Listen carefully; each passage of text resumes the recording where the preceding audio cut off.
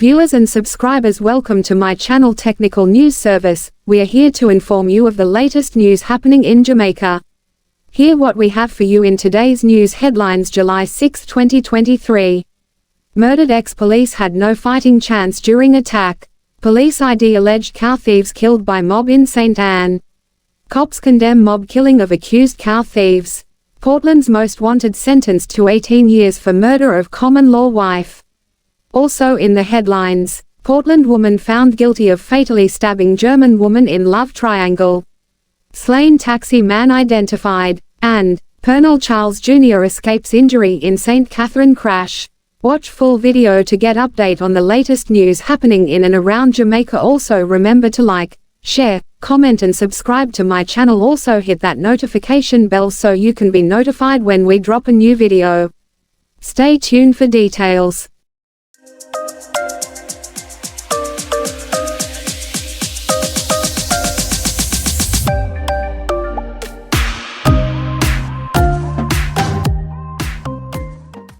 Now the news in details. Murdered ex-police had no fighting chance. Relatives of murdered ex-policeman Donovan McLean claimed Tuesday that he was like a sitting duck when his licensed firearm was taken away from him last year, but that he was fighting to get it back. McLean, who was 33 years old, was among a group of people gambling at a car wash in Caymanas Gardens, Portmore, St. Catherine on Monday night, close to 10:30 p.m., when a motor car drove up and three men, armed with guns, alighted from the vehicle and opened fire in the direction of McLean. He was shot multiple times and later pronounced dead at hospital. At least one other man was shot and injured in the incident. Sources said the man was out of intensive care at hospital on Tuesday afternoon. McLean's relatives believe that he would have had a fighting chance had his licensed firearm been returned to him. They said that he was absolved of an alleged incident which occurred at a party during which guns had been fired. He was to get lawyers to represent him to try and get it back, said one relative. How can a member serve the police force for 10 years and you take his weapon, didn't find anything on it, and you don't reach out to tell him why you still keeping the weapon? They have his gun for almost a year now. He served the force in a volatile area in Kingston East, the relative said. If he had his weapon he could at least fight back.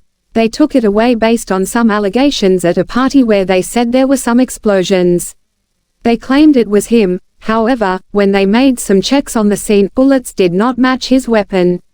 There is no witness on the case. Someone even came and made checks and still they didn't give it back to him. The person who came to us said there was nothing to implicate him.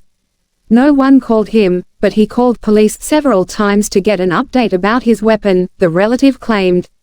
A close relative said Tuesday that the family is holding on, while another fought tears to express anger, saying they were not happy with how his body was flung in the back of a pickup to be taken to hospital.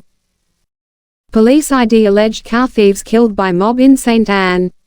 The two men who were chopped to death by a mob in Wat Town, St. Anne on Monday have been identified. They are 28-year-old Damar Rose, a construction worker of Hague, Falmouth, and 46-year-old O'Neill Robinson, a taxi operator of Martha Bray, both in Trelawney. According to reports, about 9:30 a.m., Rose and Robinson were traveling in a grey Voxy minibus along with men in a black Axio motor car. They allegedly went into the district of Gibraltar, stole and killed one cow and 8 goats, and then placed the carcasses in the Voxy minibus. Police report that citizens saw what happened and raised an alarm. Further reports reveal that the residents blocked the main thoroughfare in a bid to accost the men, but were allegedly attacked with handguns by the men in the Axio motorcar, who then managed to escape. According to cops, the Voxy bus in which Rose and Robinson were traveling developed mechanical problems. It's alleged that the accused thieves exited the vehicle with machetes and were beaten and chopped by the residents. The police were summoned and Rose and Robinson were taken to hospital where they were pronounced dead. The St. Anne police condemned the mob attack of the two accused cattle thieves by residents. I must remind the residents of St. Anne that mob killing is still murder and we condemn these kinds of incidents.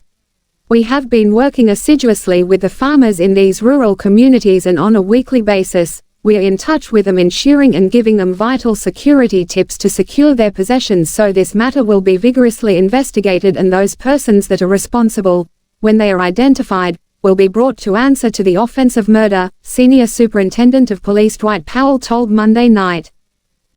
Cops condemn mob killing of accused cow thieves in St. Anne. The St. Anne police on Monday condemned the mob attack of 2 accused cattle thieves who were chopped to death by residents of Wat Town in the parish. According to the Senior Superintendent of Police SSP, Dwight Powell, at 10:30 a.m., a group of men, who were traveling in 2 separate vehicles, were seen in the Gibraltar community in Wat Town stealing cattle. A mob quickly assembled and intercepted the alleged thieves, resulting in the chopping deaths of 2 of the men. They were taken to the Alexandria hospital where they were pronounced dead. The men in the second vehicle escaped the mob and fled the area. SSP Powell told that the vehicle in which the deceased were traveling is now in police custody. The vehicle reportedly had the carcasses of goats and a bull. Police say they suspect the value of the stolen animals is well over $1 million. The St. Anne commanding officer went on to condemn the actions of the Wat Town residents. "I must remind the residents of St. Anne that mob killing is still murder and we condemn these kinds of incidents. We have been working assiduously with the farmers in these rural communities and on a weekly basis, we are in touch with them, ensuring and giving them vital security tips to secure their possessions, so this matter will be vigorously investigated and those persons that are responsible, when they are identified, will be brought to answer to the offense of murder," SSP Powell said. He added that residents should cooperate with law enforcement officials to secure lives, property and livestock. The St. Anne police is investigating the incident. Portland's most wanted sentenced to 18 years for murder of common-law wife. Elroy Griffiths, who was once Portland's most wanted man, was sentenced on Tuesday to 18 years in prison at hard labor for the 2019 murder of his common-law wife Maureen Johnson. Griffiths, otherwise called Greg, went on the run on August 20, 2019 after he slashed Johnson's throat and stabbed her in the stomach, before setting their house in Buff Bay, Portland ablaze. After committing the crime, the accused left the house and threw the knife in the direction of the neighbor's house. The fire department was called to the scene of the fire and 50-year-old Johnson's body was found on the veranda completely burnt. On Tuesday, January 18, 2022, at approximately 5 a.m., a joint police-military team carried out a raid in the Canewood area of Portland in search of Griffiths. After being captured, Griffiths, while in police custody, gave a caution statement where he admitted to Johnson's murder and arson. "Officer, me can say something to you, me a Portland most wanted Elroy Griffiths, me did kill the woman and set the house afire, a Buff Bay officer," he said. After giving the caution statement, Griffiths was formally charged with murder and arson on January 18, 2022. On June 21, 2023, Griffiths appeared before the Portland Circuit Court and pleaded guilty to the offense of murder of Maureen Johnson. He was sentenced to 18 years in prison hard labor, with eligibility for parole after 12 years. No evidence was offered on the arson charge. Portland woman found guilty of fatally stabbing German woman in love triangle. A Portland woman has been found guilty of murder for the 2014 death of a German woman, who was killed for her involvement in an apparent love triangle. The deceased is Ute Soetebier, who had been living in Jamaica for several years. The accused has been identified as Shereen Campbell. It is reported that at the time of the incident, Campbell and her co-accused, Tyrone Nugent, had been in an intimate relationship since November 2011.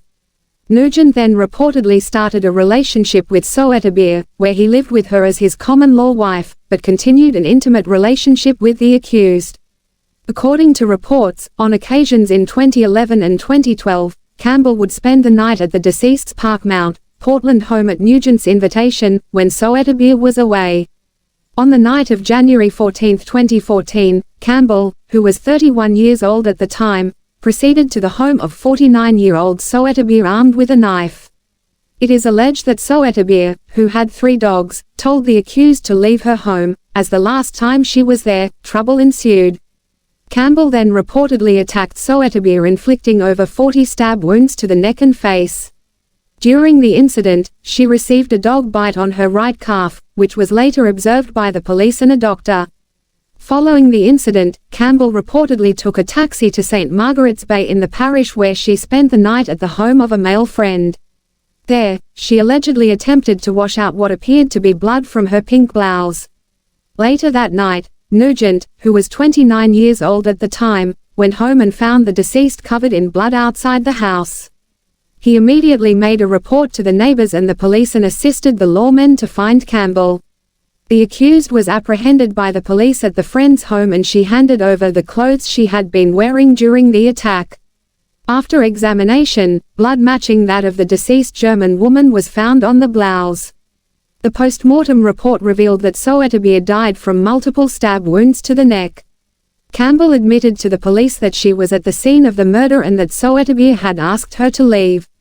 She also admitted to owning the knife that was used to kill the woman. However, she claimed during trial that it was Nugent who had murdered Soetterbier. During the 12-day trial, 17 witnesses were called. At the end, a 7-member jury found Campbell guilty of murder. Her sentencing is set for Friday, October 27, 2023. Nugent, who was charged with misprision of felony, had been discharged after a successful application of no case to answer and a formal verdict of not guilty. Slain taxi man identified. A taxi operator who was shot and killed by unknown assailants along Kent Avenue, in Montego Bay, St. James on Tuesday has been identified. He is 39-year-old Marvin Christie, otherwise called Bolo, of Crawford Street in Mount Salem. It is reported that about 12:30 a.m., Christie and another man were sitting on a wall along the popular tourist hip strip, when he was ambushed and shot by men traveling in a motor car. The police were summoned, and upon arrival, Christie was discovered lying in blood with several gunshot wounds. The scene was processed and he was taken to hospital where he was pronounced dead. The police are investigating the incident. Pernell Charles Jr. escapes injury in St. Catherine crash. Labor and Social Security Minister Pernell Charles Jr. escaped injury following a two-vehicle crash in St. Catherine this afternoon. The collision occurred along a section of Highway 2000 in the vicinity of the Bernards Lodge Bridge. The minister's communication team declined to provide details on the crash, only stating that Charles Jr. was not injured in the collision. However, it was indicated that other members of the team who were traveling with him did sustain injuries and were taken to hospital. Trelawney family of 9 left homeless following fire. A family of 9 from Falmouth in Trelawney was left homeless after a fire destroyed their 4-bedroom dwelling on Tuesday. Jeffrey Scott, a member of the distraught family, stated that the fire started at around 5 a.m. when his 7-year-old autism son lit a mattress in a room. "I was outside when I heard my sister shouting, 'Fire! Fire!' We called the fire station, but got no answer. When a fire truck from Ironshaw arrived, the building was completely destroyed," Scott told. Deputy Superintendent at the Falmouth Fire Station, Roland Blissett, confirmed that help to put out the fire came from Ironshaw in neighboring St. James. "We are having mechanical problems with our unit. Arrangements are in place for Ironshaw to respond in case of fire within Trelawney," informed Blissett. Local government Desmond McKenzie had promised a fire station would be built in Ulster Spring, which is 25 miles from Falmouth. However, the facility is yet to be constructed. That's the news for today from the Technical News Service. Hope we were informative and keeping you up to date with the latest news from Jamaica. Please remember to subscribe and hit the like button. Thanks for watching and stay safe.